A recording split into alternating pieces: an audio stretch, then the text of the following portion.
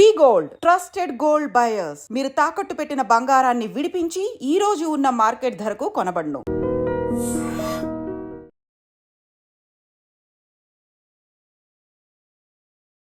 నమస్కారం, నా పేరు డాక్టర్ షగుఫ్తా. నేను న్యాచురోపతి డాక్టర్ని. బీపీ అండి, హైపర్ టెన్షన్ ఈ మధ్యకాలంలో యంగ్స్టర్స్లో అధికంగా అయిపోతుంది. ఎందుకు బీపీ అనేది ఎక్కువైపోతుంది అంటే, బీపీ అండ్ షుగర్ అంటే ఎప్పుడో పెద్దవాళ్ళలో కామన్గా చూసేవాళ్ళం. అది కూడా పురాతన కాలంలో రేర్ కేసెస్ ఉండేవి. కానీ ఈ మధ్యలో పెద్దవాళ్ళకి కామన్ అయిపోయింది. ఒక 10 మంది కూర్చుంటే నీకెంత బీపీ ఉంది, నాకెంత బీపీ ఉంది, నీకు షుగర్ ఎంత ఉంది, నాకు షుగర్ ఎంత అన్న కన్వర్జేషన్లోకి వెళ్ళిపోయారు.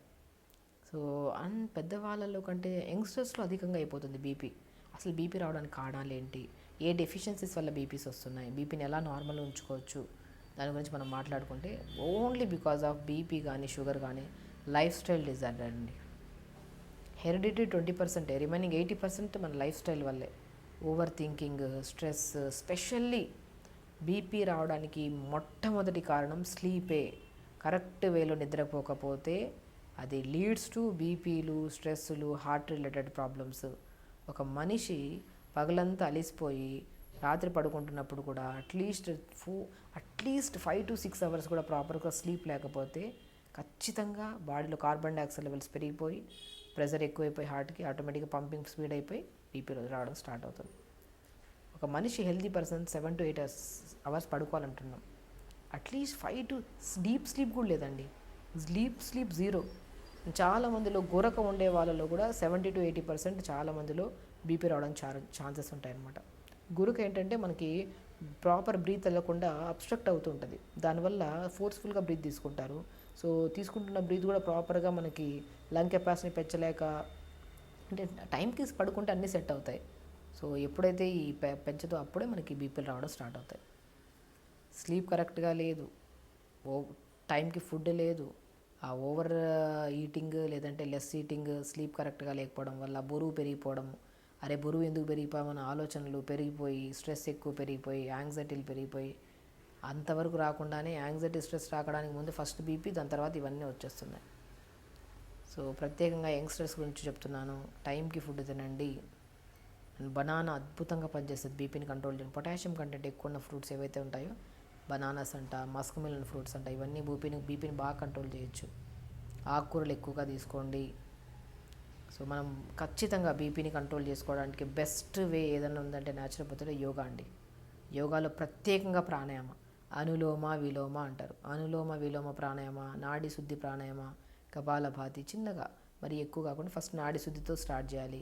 అనులోమ విలోమ, భస్త్రిక ప్రాణాయామ. హై బీపీ ఉండే వాళ్ళు కొన్ని కేసెస్లో కపాలభాతి వద్దంటాము.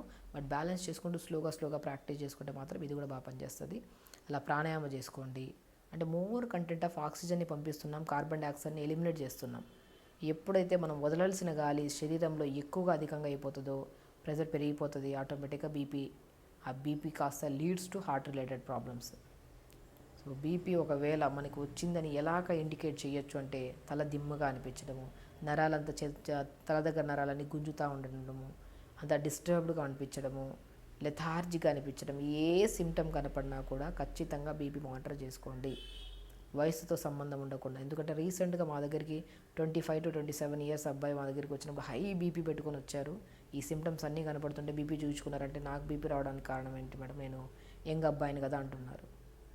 అబ్బాయిలు కానీ అమ్మాయిలు కానీ ఈ సిమ్టమ్స్ ఏం కనపడినా కూడా ఖచ్చితంగా తల దిమ్మగా అనిపించడము, నరాలు బాగా గుంజునట్టు అనిపించడము, ఇలాంటివి ఎప్పుడైనా వస్తే ఖచ్చితంగా ఈ హై బీపీ కాస్త బ్రెయిన్లో బ్లడ్ క్లాట్ అయిపోయి పెరాలిటిక్ అవుతున్నారండి. పెరాలిటిక్ కేసెస్ ఈ మధ్యకాలంలో ఆఫ్టర్ కోవిడ్ చాలా కేసెస్ చూస్తున్నాం.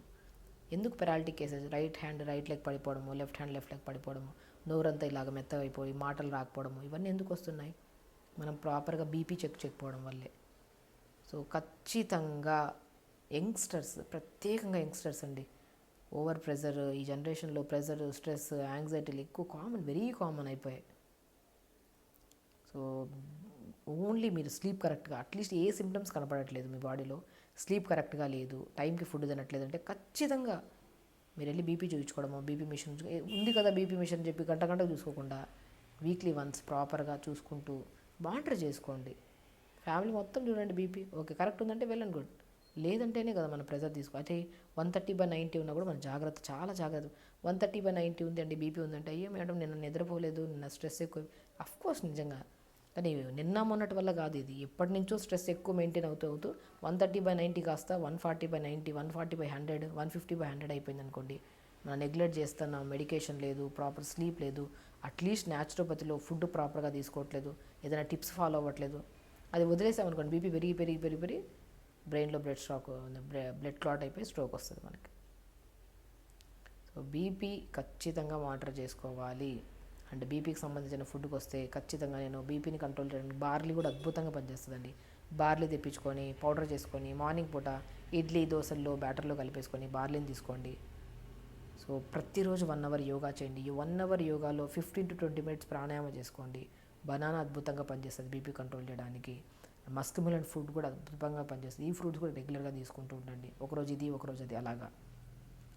అండ్ అద్భుతంగా పనిచేసేది, ఒక నాప్కిన్ని తడిపేసి బాగా పిండేసి మెడపైన వేసుకోండి. మెడపైన ఇలా వ్రాప్ చేసేసుకోండి.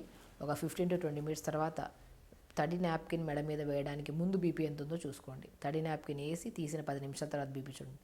ఎంత రిలాక్స్ అవుతారో మీరు బీపీ చూడడం వల్ల, అంటే అంత కంట్రోల్ అవుతుంది మనకి.